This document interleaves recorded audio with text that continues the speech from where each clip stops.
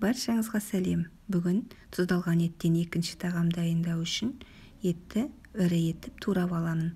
Ет 3-4 күн бұрын тұздалынған. Оған тұздау үшін сарымсақ пен бұрышты салып, тұзын салып, жақсылап тұз сіңгенше 3-4 күнге қойған едім.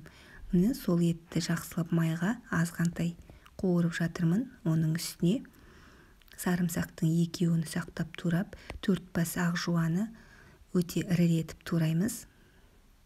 Және қуырылып жатқан еттің үстіне саламыз. Және одан кейін картоптарды да дайындап қойған.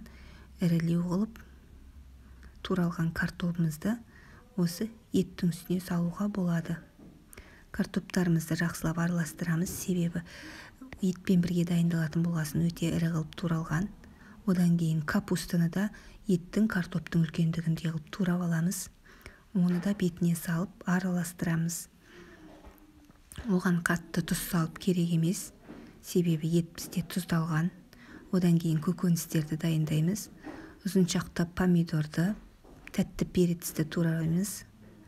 Бетіне салған кезде оларды араластырмаймыз. Тек жайып тегістесек болды. Енді астын жай отқа басамыз. Осы кезде қақпағын жауып,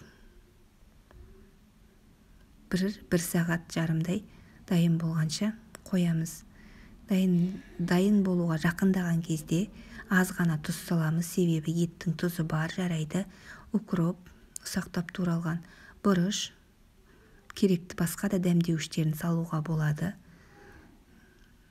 Қақпағын жауып, тағы да бір аз ғана пісіріп аламыз. Жасап қараңыз, өте дәмді екінші тағам.